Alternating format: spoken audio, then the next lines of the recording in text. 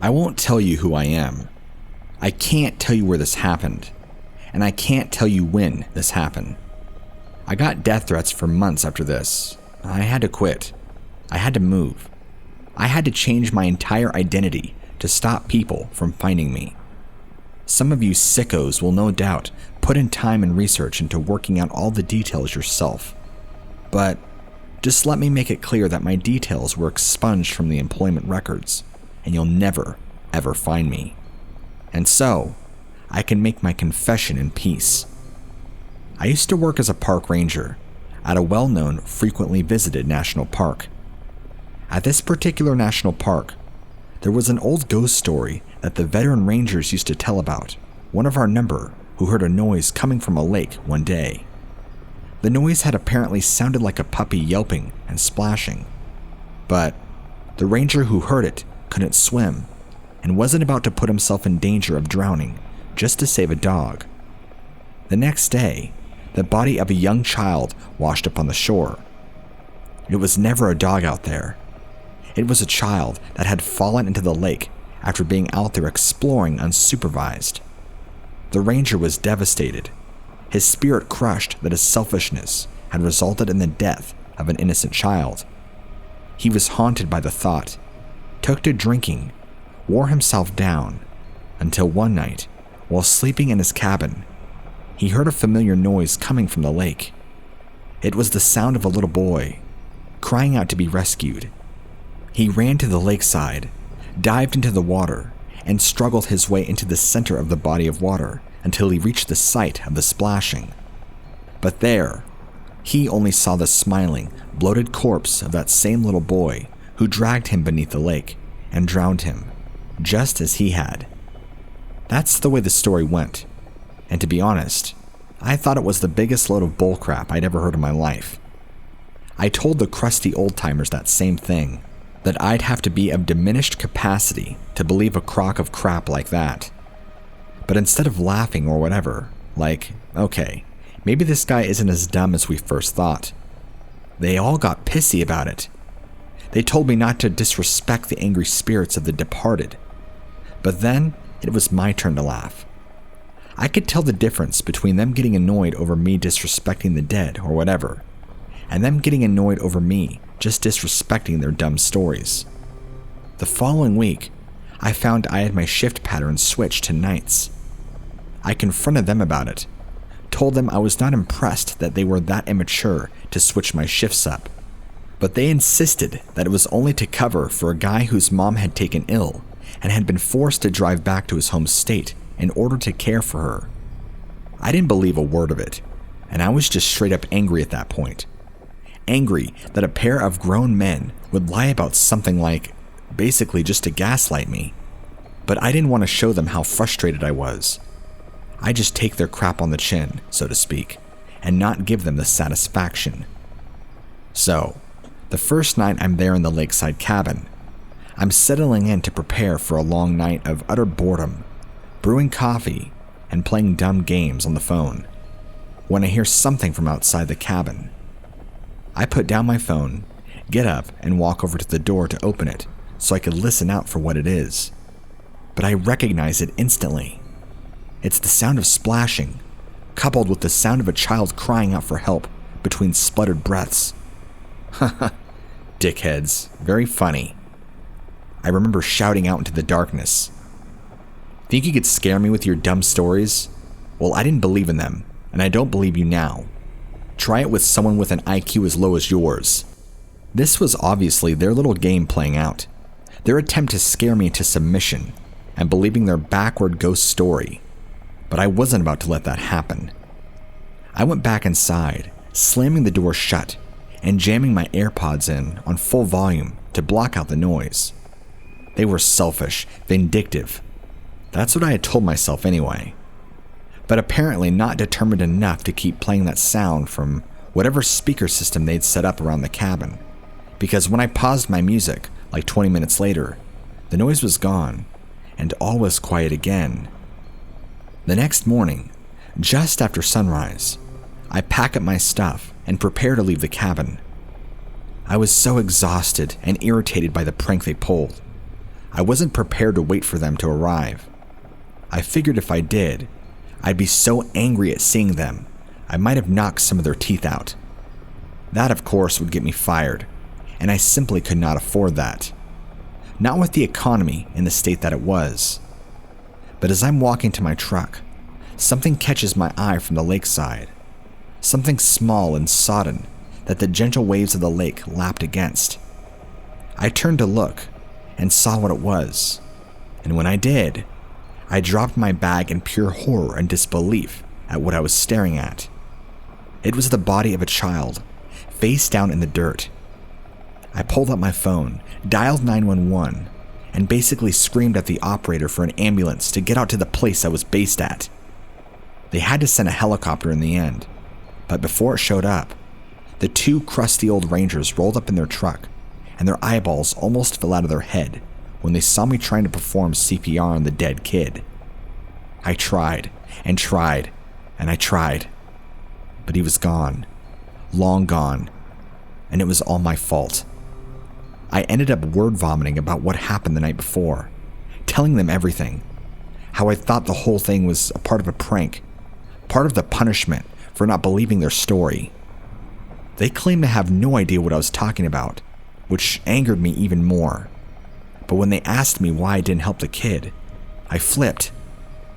I rushed one of the older guys, tackled him, and beat the living hell out of him before I was dragged off and talked back down to earth. But I couldn't ever really calm down, not until the chopper arrived and put that kid's body on a stretcher.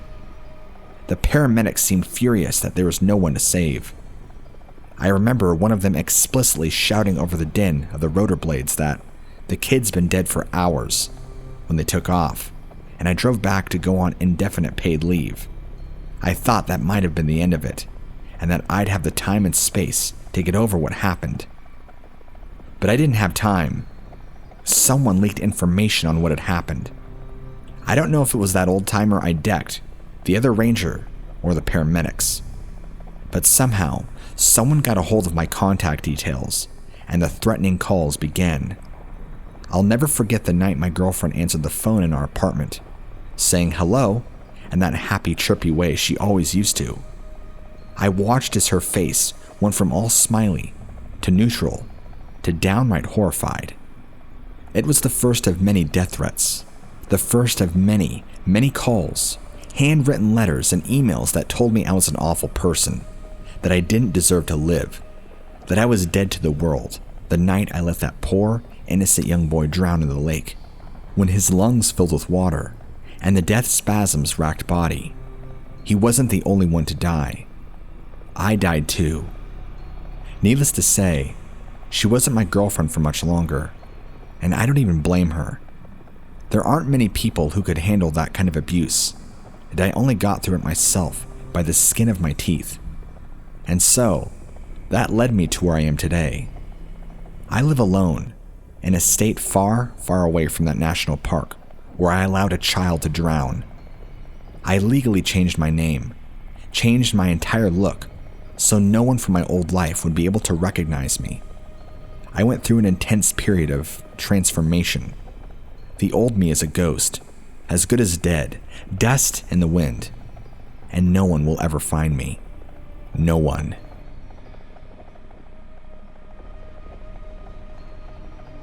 I've worked in the U.S. Forest Service here in Texas for just shy of 10 years now. I love my job, and it's rare for anything particularly creepy or scary to occur.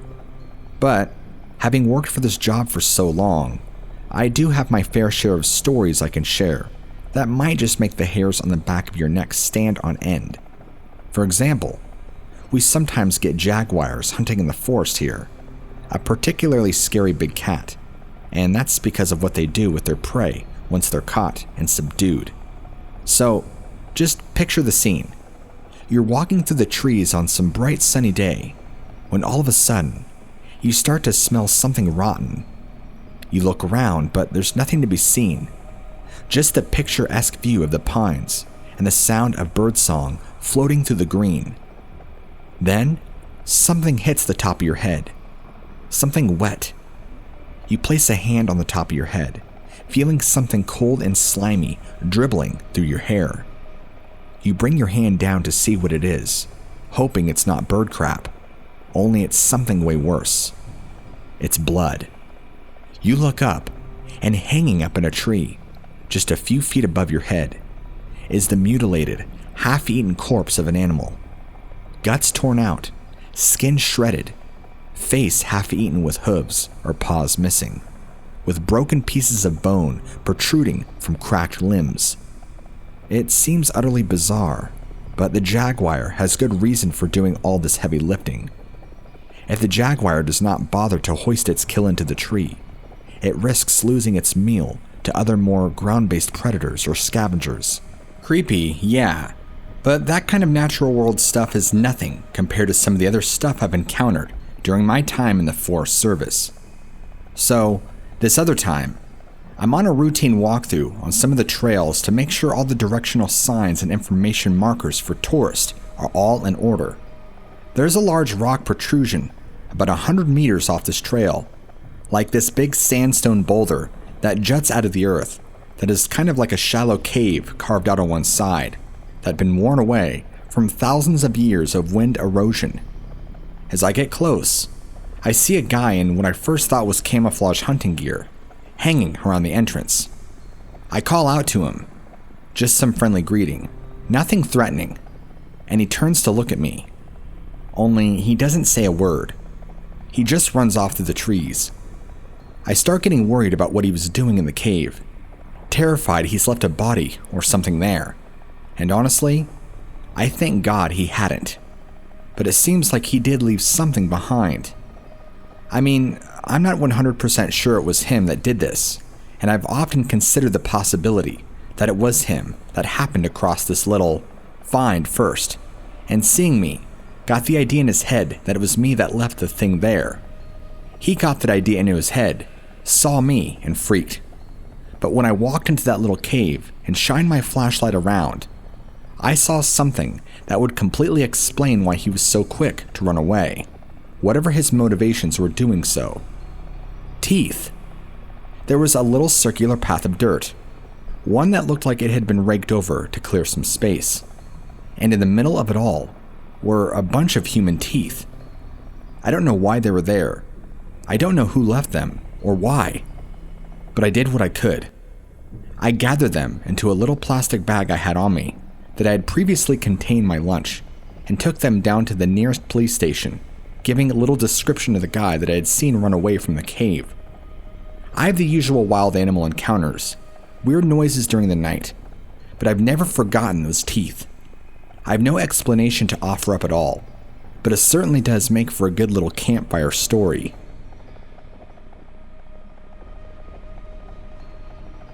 So, I live in San Juan County on the Utah side. I was with some friends and we wanted to party, and my friend said her boyfriend had alcohol, so we went to his house. We ended up in this place on the res, in the middle of nowhere, by a shack, and found him and his dog asleep in a ditch. The first thing I notice is that there are bones everywhere. Next, the dog got up, but it got up really creepily. I've never been afraid of any dog ever, but the way this one got up gave me the chills. It was super skinny looking and looked like it had mange because its fur was patchy and its skin looked leathery. Its eyes looked human, and it kept balancing on the back of its legs while crouched over. The whites of his eyes were also red, while the irises were a light brown. Next, the guy got up. He was really sketchy. At first, we just thought he was a drunk, but he was acting incredibly strange. As soon as he got in the car, it reeked like actual death. Like he smelled rotten and foul. We had to roll the windows down. He was wearing baggy clothing and 4 different jackets. We'll call him B. He was talking incoherently and kept yawning while he talked, but he seemed to walk mostly normal, except he had a weird limp that made him sway with every step. Turned out he didn't have any drinks, but we had already gotten him, so we went to go get another friend that we knew. So, We pick up this friend. We'll call him A. A has alcohol, but we have nowhere to party. So B says he knows a spot. We proceed to let B guide us back to the res and to a really sketchy trailer a few miles away where we initially picked him up at. The dog is there, waiting for us. At this point, I just wanted to go home because the whole scenario was giving me awful vibes and everything in my body was telling me I needed to leave. I'm not a superstitious person at all either, but B's girlfriend was my ride home, so I had no other choice. I decided at that moment that I wasn't going to drink or do drugs with them because of the circumstances. We get out of the car, and the creepy dog comes straight towards me and knocks me down and starts trying to hunt me. B got the dog off me immediately though, and I ran into the abandoned trailer camper. Some of the windows were broken and everything was old and dusty. The carpet was torn up and there was no furniture except for some lawn chairs. I took a seat, and I hear B whisper to A that he has some spice. My 3 other friends get into the trailer with me and start taking shots of alcohol that A brought. B whips out a bowl to smoke something. My friend asks what it is, and he says it's weed. They start smoking, and it doesn't smell like weed at all. I look at it under the flashlight and realize it is indeed spice, and try telling them that it's not weed and that we should probably leave. They make fun of me and take more shots and more hits. I look out the window and see the creepy dog crawling and running around the trailer. A, at this point, is pretty drunk and starts yelling at B for killing his dad a few days prior. B gets flustered and leaves with his girlfriend. A few minutes later, the dog tries to open the door with its paws. It doesn't succeed, but I could see it trying since the door had a window. I got really scared because this dog was not normal and was just staring at me through the glass. I start sharing my location with a few people in case something wrong happens. A is crying about how B murdered his dad on the res and that he can't bring himself to forgive B for what he's done. They are apparently close cousins. I just wanted to go home. B returns with his girlfriend and a fight breaks out, so we all leave B and his dog at the trailer. Then, B's girlfriend randomly has a psychotic episode as we get back to town and decides she wants everybody else in the car to walk home. She screams at them to get out, and they all walk for over a mile to get to their homes. She drops me off for some reason, without saying a word. When I get home, I check my phone to find that my friends were scared because something kept throwing rocks at them on their way back. Anyway, I'm literally convinced this was an experience with a skinwalker, or something. Everything there was Navajo except me, if that makes a difference. I know it's cheesy in writing, but it was actually really scary, and I was crying on the way back home. I don't know how to describe the dog and the way it walked, but it wasn't normal. Anyway, I might just be paranoid, but everything about the situation was honestly just so scary and weird that I felt like I needed to share it with somebody and see what their thoughts were. I've been terrified and haven't been able to sleep because if it wasn't a skinwalker, it was a murderer who probably hadn't showered since the murder, that had a creepy dog that tried to drug us. What do you think? So, I had this experience that happened when I was about 8 or 9 with my parents. Every time I think of the story, talk about it, try to tell someone, I literally get goosebumps and my eyes water. Even typing this, I have goosebumps and my eyes are watering. I have accidentally found this and I have the same goosebumps again. I do believe what I saw as a child was a skinwalker, and now I'm incredibly frightened. Before I dive into my encounter, does anyone know any more information that's actually legit? As far as the story goes, I live on the East Coast of the United States. I was at a park with my mother and father when I was just a kid. I was playing on the playground, but the sun was going down, and my parents told me that we had to leave. So, we started to walk back to the parking lot. As we walk through this very heavily wooded park, me and my mother see something. We were in a more open, circular, green, grassy area, surrounded by total forest. We were on one side and this thing came out from the woods on the other side. Pause. This is where I have to stop and take a breath, because as I write this, my eyes are watering and I'm getting goosebumps. This is so hard to talk about. Back to the story. "John, look at that over in the woods," my mother says to my father. I grabbed my mother's hand and asked her what it was. She just said in this really shaky voice, "I don't know, but it's not normal." My dad proceeded to tell us that it is just a deer and to keep moving before we scare it. But then this creature looked at us. It wasn't super close, so all I could see was this white thing on all fours, with a head shaped like the dumb stereotypical aliens we see on TV. It was not something I had ever seen. After it noticed us 100%, it walked forward. Then it stood up on two legs and walked closer. Not like an animal anymore, but like a human. I still couldn't make out a face, and to this day can't. But it wasn't a deer. When it switched to two legs, it still looked like this white, oddly shaped thing. Again, kind of like a typical alien we see on TV. My mother and I stood in total shock, fear, and awe. We didn't move our bodies. The only thing that moved was our hands clasped, which grew tighter and tighter. My father, on the other hand, is a total disbeliever in anything supernatural or religious. So, him being totally fine was just standing watching what we thought was a deer. After this thing scared the living hell out of us and made our spines tingle, it turned around and ran back into the woods. First on two legs, then on all four. My mother and I didn't speak about it until we got in the safety of our home back in the city, a good hour from this foresty park. But to this day, only me and my mother really remember what we saw and how bone-chilling it was. And as I said, I literally cannot talk about it or even write this without having to wipe my eyes, which just keep watering, and my nose, which keeps running.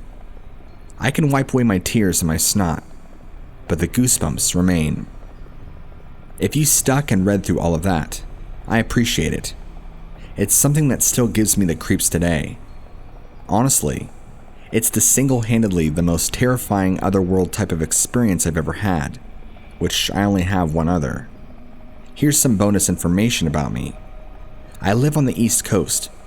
I'm a quarter Native American. My mother's father was full-blooded, and her mother was half. But her father was taken to one of those re-education schools back in the day. They would take Native American children, erase their culture, and make them essentially good white children. I have no clue if any of this is relevant. I just read that skinwalkers are a Native American thing. My dad is not Native at all. When I was a kid, I told other paranormal buffs on my school about this experience, and they said it sounded like the Jersey Devil, which apparently has been seen on the East Coast.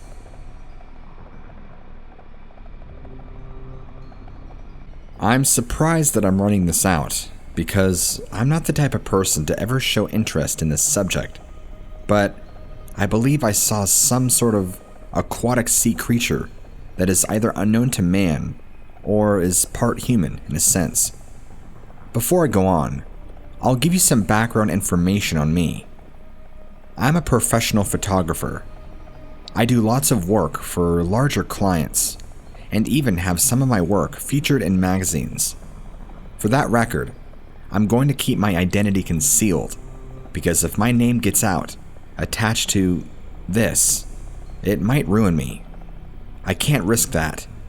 I've spent far too many years building up my repertoire, so you can call me Ethan for short.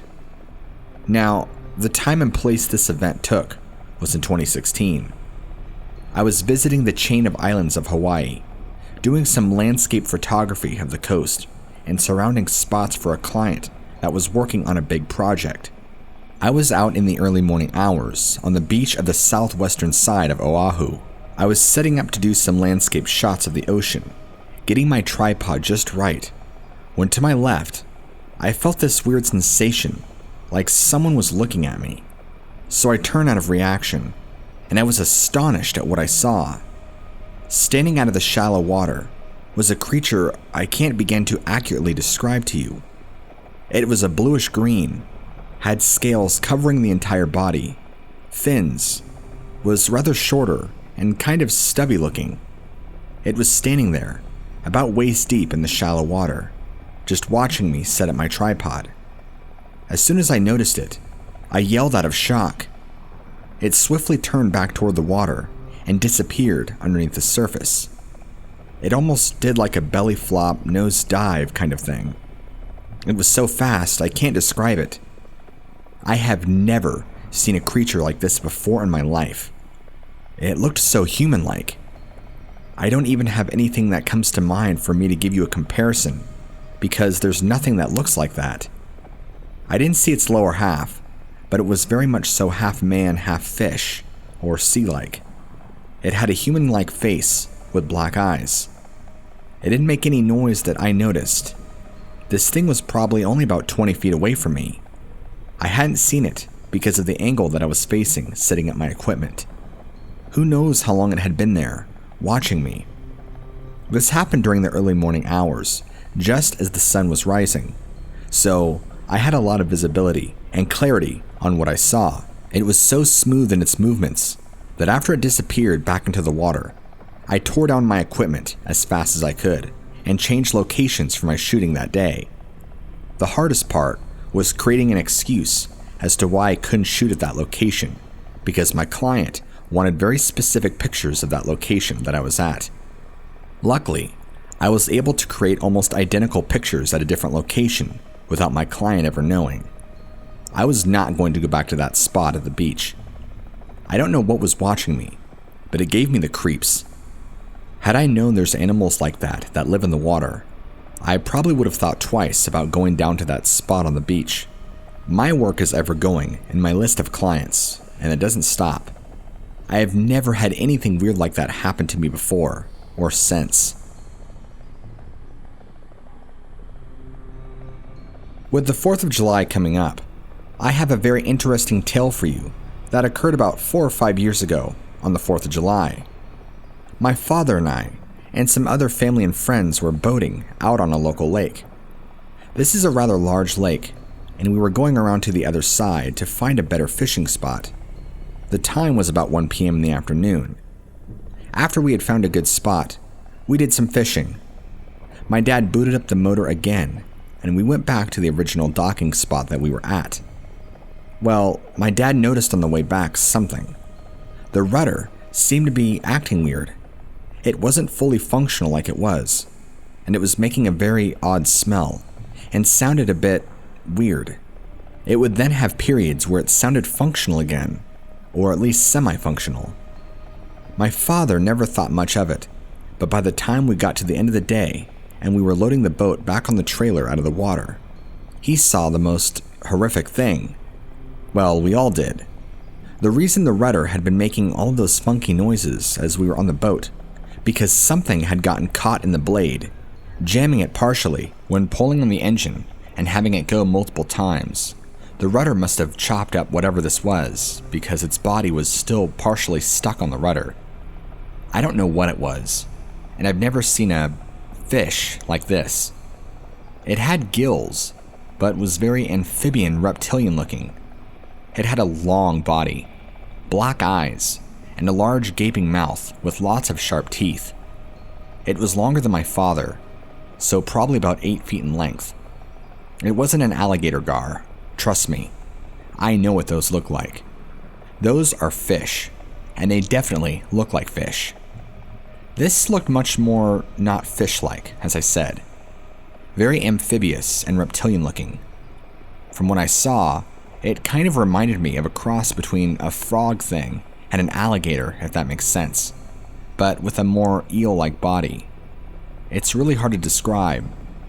It doesn't help that it was pretty mutilated by the rudder blades of the boat, so what we were seeing was its partial body. It had arms though, whatever it was, and it looked like they were clung onto the rudder. It's like it was clung onto the bottom of the boat, right as he started up the engine, would be my guess. It was so freaky. Freaked my dad out, because he's done so much fishing. He ain't ever seen anything like that. My whole family saw it. Tried to convince him it was a sturgeon, but please, sturgeon don't look anything like this did. It was dark green and had patches of black on it. Very bizarre. I didn't take a picture, but I wish I would have.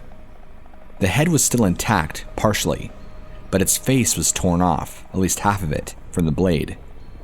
Whatever it was large. I forgot to mention more about its face. It had a very short, protruding mouth. Not quite a snout, but very reptile-like, I thought. Or that's the way it looked. The teeth were sharp, and in great numbers, but they too looked more reptile-like than fish.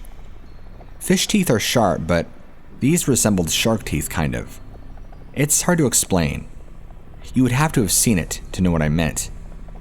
It took my dad about an hour or two to try and fully pry this thing off of his rudder, so it was completely disengaged.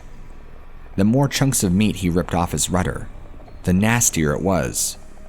Very clumpy looking meat. I've had alligator meat before, and it kind of reminded me of that. It's just one of those things that you look back on as something unexplainable. So, this story happened last summer. We have lawn parties every year at my mom's house on the lake. This particular one got pretty crazy, and I ended up real tipsy. But when I drink, I get hyped up, and everything just seems like a good idea. We all kept jokingly saying, "Yeah, we're all gonna go swimming later." As the night drew on, I was warm from running all over the place, so I said, "Okay, time to swim." Everyone laughed, but I was set on it. I probably had the most to drink that night, so no one else could be convinced. I didn't care though. Something about alcohol just makes you feel fearless, even though I knew there were eels around the lake at night, which would usually terrify me sober. I got to the wharf and slowly slipped into the water, and it was a great night to swim.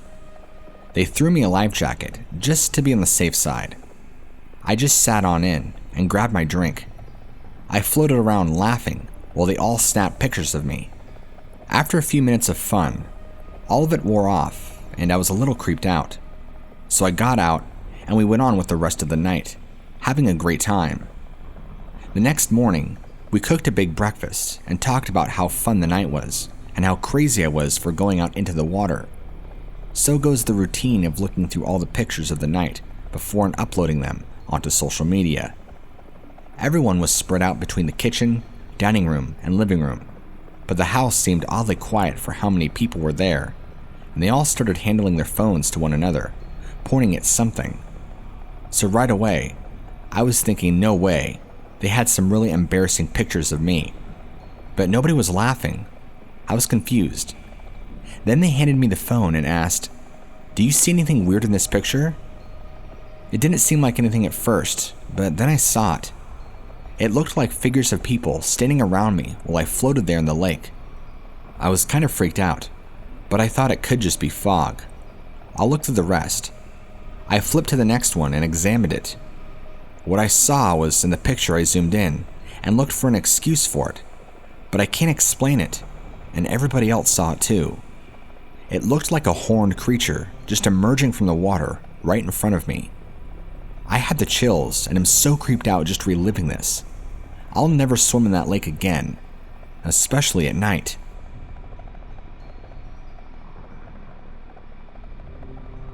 I recently read a BFR report, and I felt the need to add my own experience in the same area. I too was a Forest Service employee for the Plumas County in the 90s. I don't know the original author. I hiked to the bottom of the Middle Fork drainage where the Pacific Crest Trail crosses the river from the Quincy side, north side, so I could brush it out, and cut some poles and logs laying across the trail. First day, I had a couple of guys with me, and we knocked out a good portion of it that day. I came back later in the week to finish up the remaining few miles by myself. The tactic is to go down the trail heavy with water and saw gas and work your way back to getting lighter. I worked my way down the trail, maybe about 2.5 hours to the area where we left off. I started cutting my way back up the trail. The logs were spread apart, with patches of down logs and then areas of clear trail for several minutes of hiking.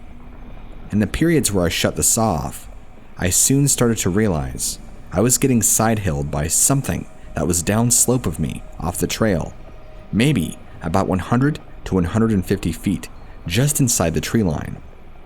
As I moved up the trail, it did also. If it was a lion, I would have never heard it, and bears are very noisy coming through the brush. This was not wildlife. This was clearly a bipedal footfall.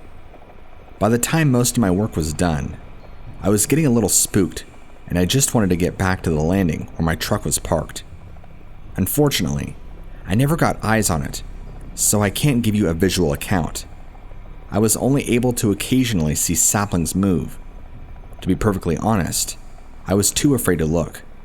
I had my head down, humping gear up the trail. I was light and moving at a good clip on a trail. This thing was easily able to outpace me, even though it was working through steep rocky brush and tree-covered terrain. At times it got ahead of me because of the contour of the land, and that was a little bit horrifying. This thing was agile and fast. This went on for a couple of hours. About a half hour from my truck, I stopped hearing anything. I feel I was being escorted out of the area.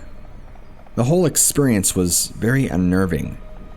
What bothers me the most is I don't know how long I was being watched for. I was running the chainsaw intermittently with earplugs in. I'm sure the three of us were being watched on the previous trip. We just couldn't hear anything with the saws running. I've spent a lot of time in the woods and still do in a professional capacity, but that was a new one. If anybody is thinking this is a person, I'll tell you right now, there is no flippin' way.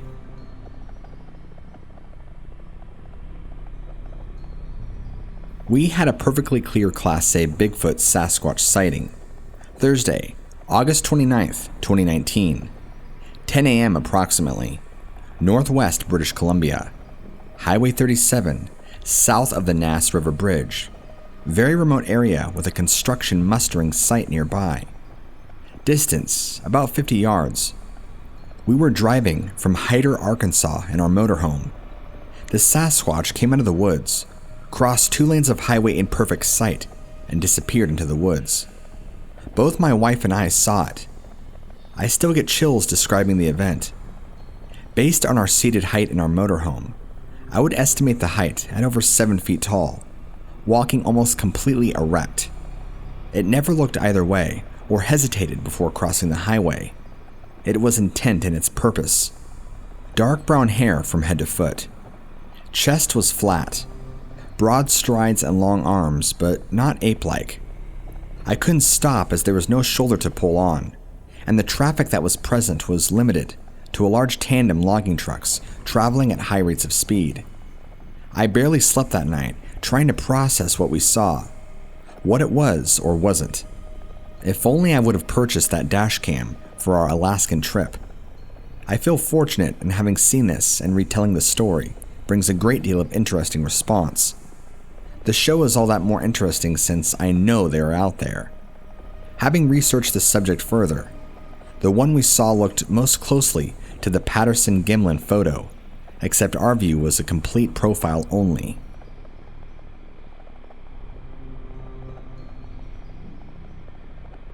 I was accompanied by my wife and 15-year-old son.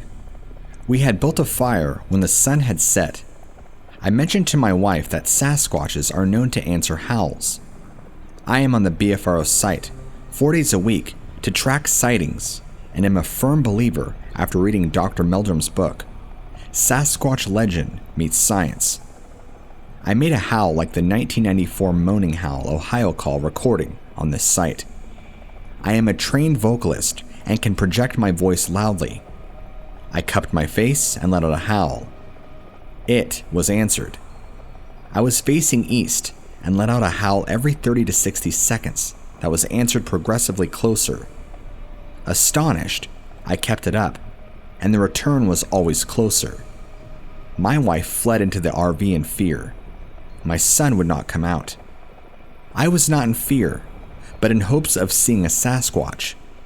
I did not have my cell phone with me to record the Sasquatch returning howls. I grabbed my .44 Magnum revolver, just in case, and a flashlight, scanning the trees in hopes to see an illuminated red pair of eyes. As soon as I had my pistol in my hand, there were no more returning howls. I was never in fear, but in awe. There must have been 10 to 12 howls and returns. With the first reply, I would guess that the Sasquatch at least a mile away, and with the last, maybe a quarter mile to an eighth of a mile, if not closer. On June 30th, 2020, we returned home, and I had my wife and I and son listen to the 1994 Ohio howls. They were shocked that that was exactly what they had heard. If you haven't heard it, be sure to check out BFRO.net and check out the 1994 Ohio howls.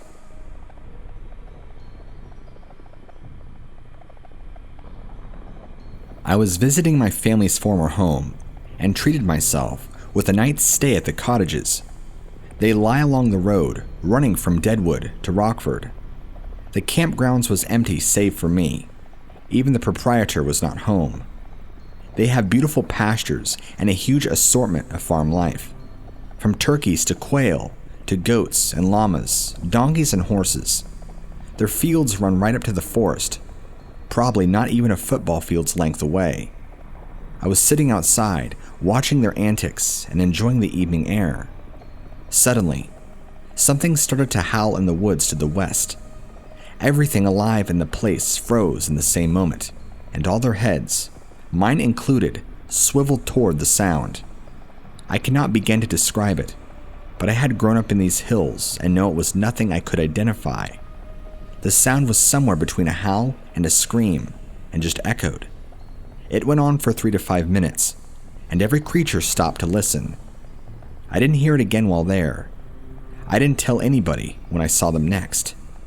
Since then, I've listened to recordings to try and identify the sound, and the recent recording by the hunter out of Canada is an exact match. That's what impelled me to report it.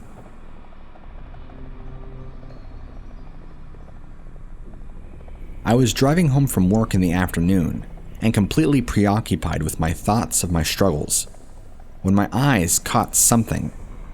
However, my mind was still not focused, other than I was waiting for movements of sorts. It's second nature to keep an eye out for deer in this area.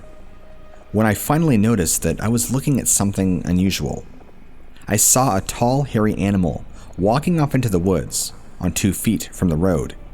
It had long blonde to light brown hair all over. I never saw the face. I kept my eyes focused on the woods where it walked into. When I reached that spot, I was completely shocked at the size that the creature was. It had to be at least 9 to 10 feet tall. The only thing I could think of was Bigfoot. Quick note, I have never been a believer of Bigfoot before, but what I saw that day is something I can't stop thinking about. There were several cars in front of me too. There could have been other witnesses. One reason I noticed the Bigfoot was because the traffic was slowing down. It is second nature in this area to be aware of wildlife, so I was looking for a possible deer on the road when I noticed it. It was around 4 to 5 p.m. with good lighting, and it was mostly sunny or a clear day. The sunlight was not direct enough to cast shadows though. It was perfect lighting for a photo shoot.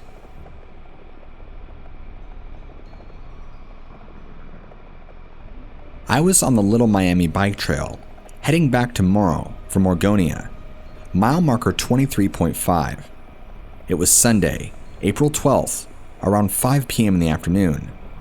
Since the COVID restrictions were enacted a week or two prior, the trail had become so crowded every day of the week. However, a cold front came in, and it was a cool, cloudy day, and very few people on the trail. Maybe 20 riders encountered from Oregonia to Kings Mill. Well, maybe more, but not bad. I'm retired and ride this route nearly daily, weather permitting. So after passing under the former Jeremiah Morrow Bridge, I-71, over Little Miami River, there's a long, gentle arc in the trail. I haven't seen a soul since I turned around at Wilmington Road. I'm cruising. It's nice and quiet, when suddenly, I heard a loud knock. So distinct that I instantly said in my head, that was a knock. It came from atop the hill to the east. I pondered all the conditions. Kids playing, not. Cold, remote, and they don't play in the woods anymore. Adult messing, maybe. But how would they know I was there? Natural, very doubtful.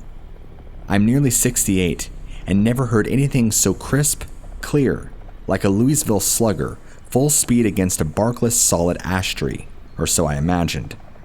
Therefore, that's what happened. I look online to see if any Bigfoot sightings had been reported in this area, and found none. I stored the incident away until last weekend when I was talking to my son. He's 46 in May. I raised him near Morrow. Our school district includes the Mainville area. One of his good friends lived on a hillside at a 90-degree curve on a nearby road. His friend and his older brother, 20 years ago, he and his dad both saw a Bigfoot walking through the woods on the opposing side, 2 different times. The older brother said he never related this until he told me, because of my knock story. He said he'll never forget it. And because of his story, I tell you my story. Thank you for reading.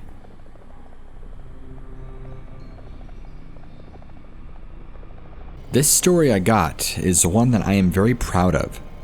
I actually got it from talking to an old man about his experiences because he lived through a very intense ufological case.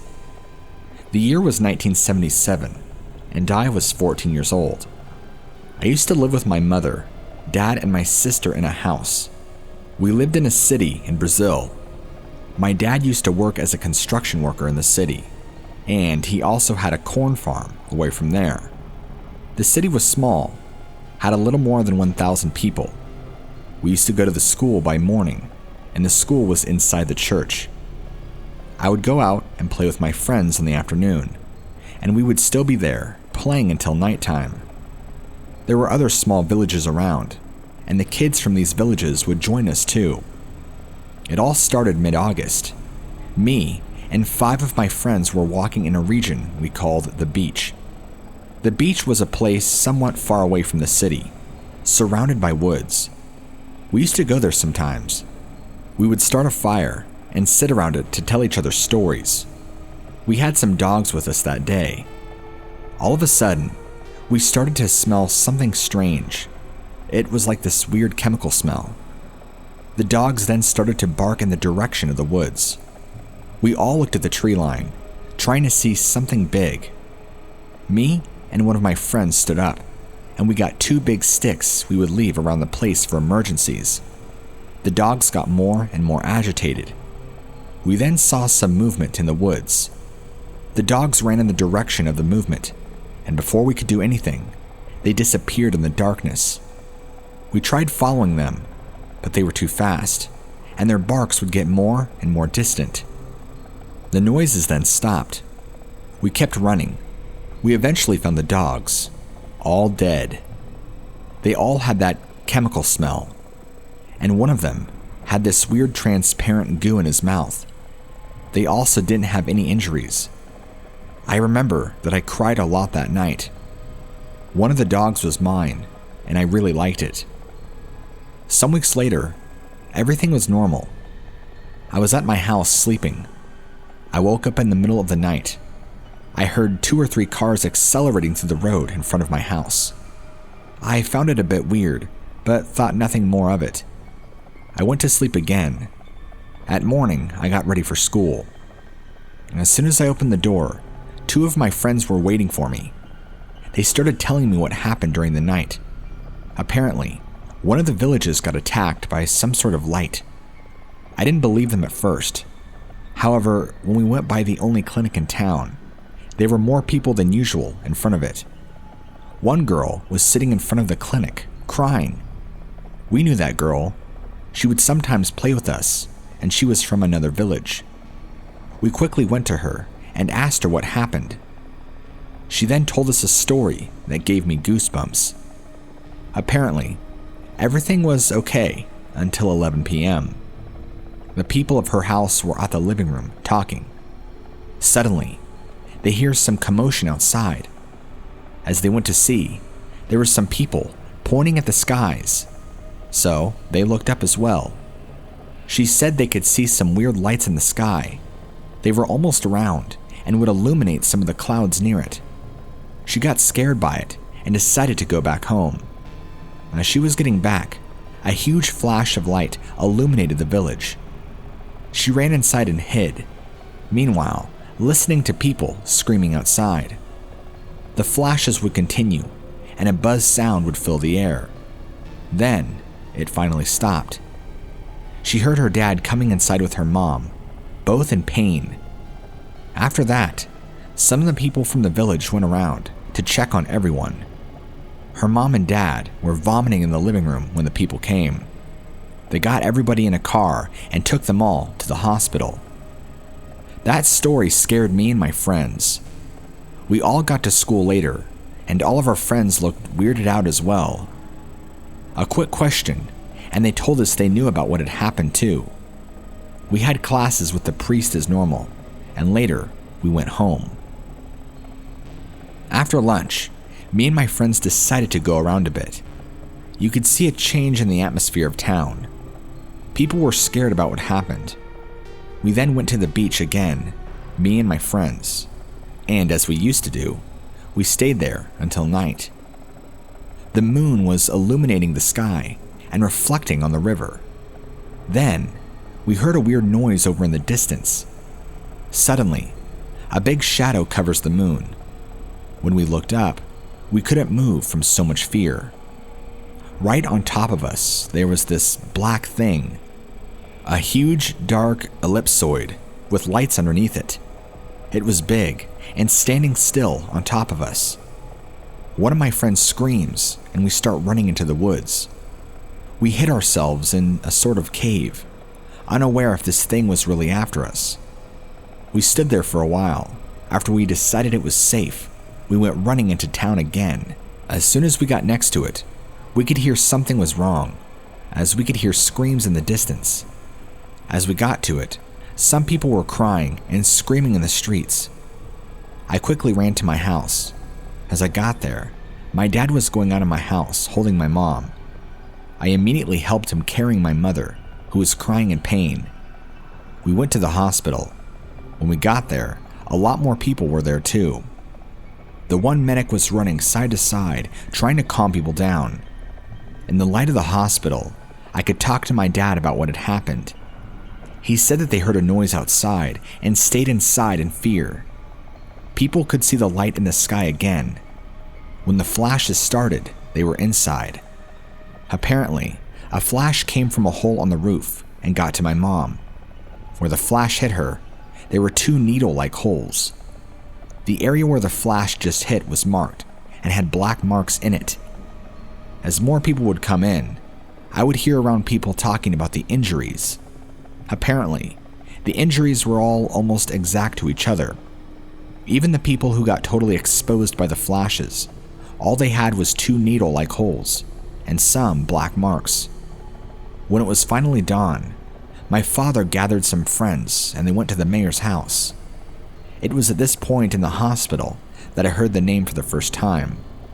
They were calling these flashes chupa-chupa, because some people reported that the light was sucking blood from them. The days passed, and more places started reporting the incident. People would light big bonfires at the main square, in fear of the flashes. Then the military arrived, and they set up camp near the town. I had seen guns before, but nothing quite like that. They had this big anti-air gun.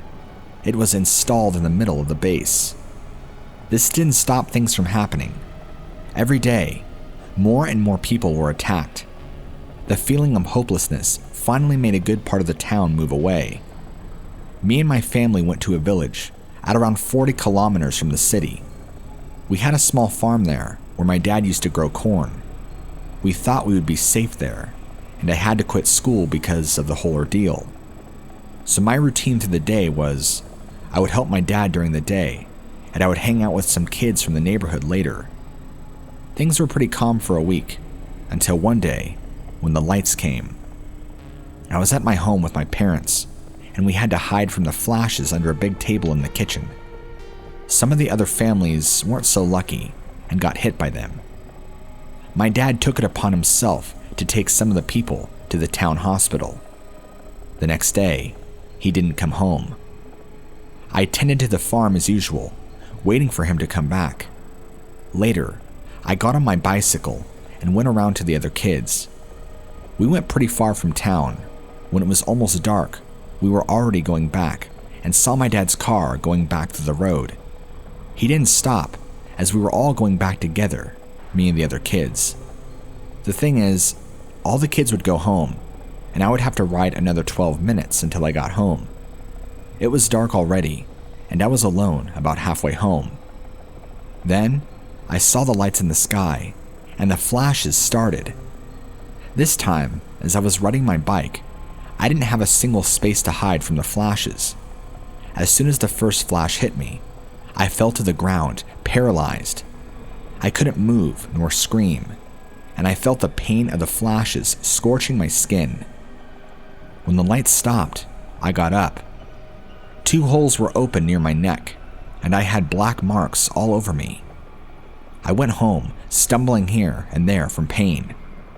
That was about the last straw for my father. He got me in the car and went to the hospital with me. There, at least 3 more people were waiting, all victims of the flashes. All the family had to stay in the church while they waited for me to get treated. I spent the next day in the hospital, as I had more wounds from the bicycle fall. At that night, we heard strange noises while in the hospital. It all started with a weird buzz. I recognized it from that day at the beach and started crying. Suddenly, another noise, a helicopter. It went by the city really fast. Sometime later, a loud noise. I never heard an anti-air gun before, but from the noise, I knew it was the thing firing at something. Then, everything got quiet. We went back to the farm the next day. We could see the remaining people of the town were all on edge for what happened the other day. At this point, it was at the end of February.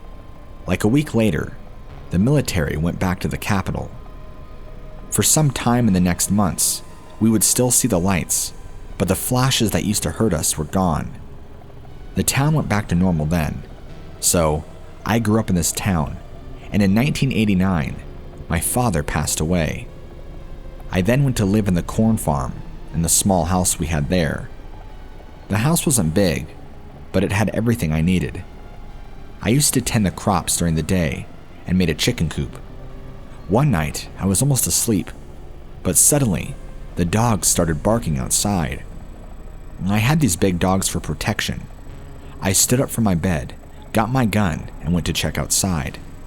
I could hear something moving on the cornfield. As I got outside, I started to smell something weird, a chemical smell. I stood outside in the front door, looking at the movement on the cornfield. Something then blocks the light of the moon. I look up. I see the same black shape I had seen years ago. When I look back down again, I could see a thing. A small humanoid figure, thin, had about 1.5 meters tall. It had a brownish pale skin, big head, big bulgy black eyes. When I looked at it, felt a strong headache. I twisted myself and managed to get inside my house and close the door. I was so scared that I even ended up pissing myself. I then sat at the corner of the living room, gun pointed at the door. The dogs kept barking outside. I saw shadows passing in front of the window, but I refused to look at them. I stood there until I could see the light of the moon again, and the smell disappeared. I got up, ran in my car, and drove all the way to my sister's house at the capital. I went back there to get my stuff, but I would never ever live near that region again. A friend of mine still lives there. He says that from time to time, he can still see the lights in the sky.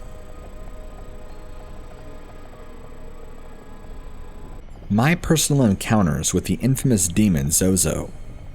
In the late summer of 2017 began a strange phase in my life that led to a sequence of paranormal events that haunt me to this day and will forever haunt me. From about August to October is the timeline of these events. I started watching these videos on YouTube about stupid 3 a.m. challenges, knowing that most of them were fake.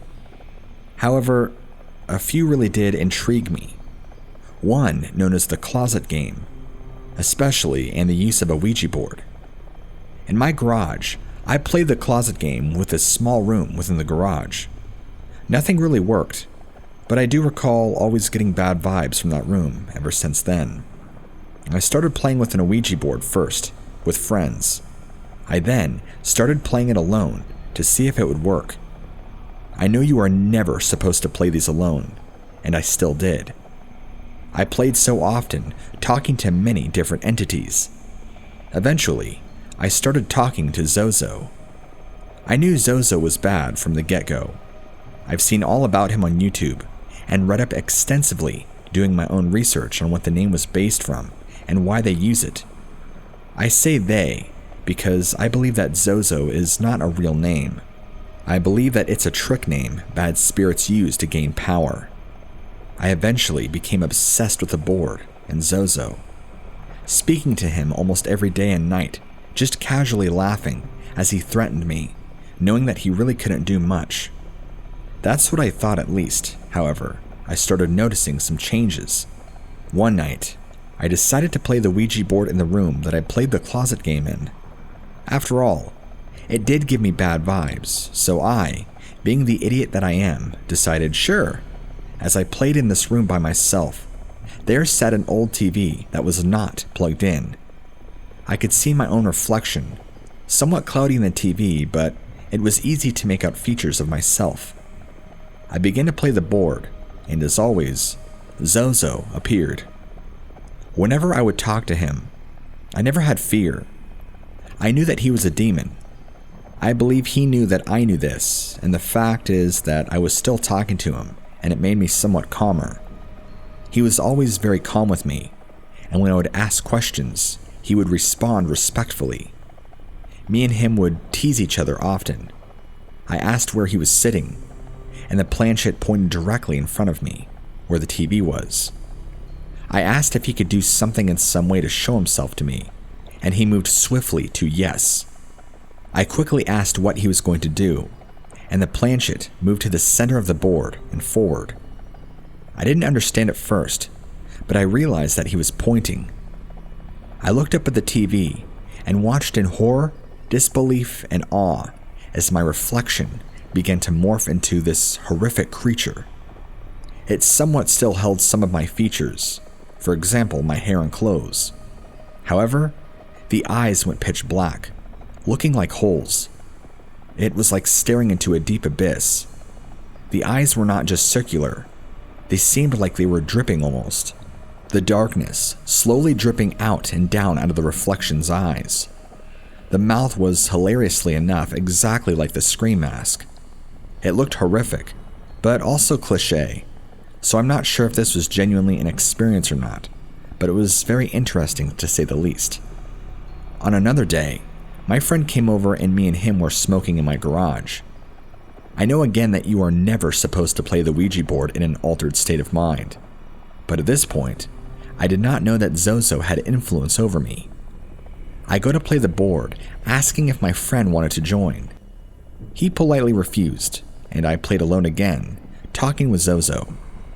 I got bored, of course, because I always talk to Zozo, and decided to just put the board away. I got out my box of knives, and he was showing my friend my collection. We started feeling this weird energy in the air, like static. You know when you feel static electricity pulling your hair towards it? It was like that everywhere. I thought it was just me, so funnily went to touch my friend to shock him. However, it didn't work. He was also feeling this static energy, and as quick as it went, it seemed to vanish. I started spacing out after this. Apparently, I had grabbed one of my knives and very slowly put it to my neck and started leaning my head on it, as if I was about to slice my own throat. When I came to, I felt the knife pressed against my neck and was confused. My friend paying attention and on the computer. At that moment, I knew immediately that I could no longer play the board. I promised myself that I would never play it again and put it away in my closet. I, about 3 times a week, would find myself unaware, reaching for the board, even though I promised I would never play this. This is when I realized I was under demonic influence. I have since cleansed myself of this and am okay now, but I still have one more story. One night, I was sneaking out of my house and I went to hop the gate that leads into the alleyway so I can get out of my backyard. Once I hopped the gate, I started walking out of the alley when I extremely distinctly heard in a loud whisper, "Come back," in a sinister tone. I screamed like a little girl and ran in my car to get out of there. The very same night, once I got home, at around 3 in the morning, at the time I wasn't aware it was 3, I decided to open my third eye in my bathroom. A lot of people have their opinions about whether it works or not, and I'm fully aware that people have their doubts, and that's okay, because I didn't believe it at first either, but it does work. Anyway, back to the point. I was opening my third eye, and right when I felt the energy very furiously tingling my forehead as it opened, I heard a demonic laugh. 3 little laughs that sounded like they were from a horrific creature. I ran out of the bathroom and felt a malicious energy behind me. I ran to my room and closed my eyes and prayed so hard to ask God to forgive me because I did something that I shouldn't have, and asked him for help. Immediately, I felt the horrible energy dissipate. I haven't dabbled in the paranormal much since, but I do still have odd occurrences here and there. Thank you for hearing my story. This happened back in the fall of 2017. My family had my younger sister's friend living with us for over a year. For this story, my sister's name will be named M, and her friend will be named L. One evening, L decided to go hang out in Sylvan Lake, Alberta. She hung out with a couple of very sketchy people who M and I didn't like that much. So, she went out around the lake with her friends.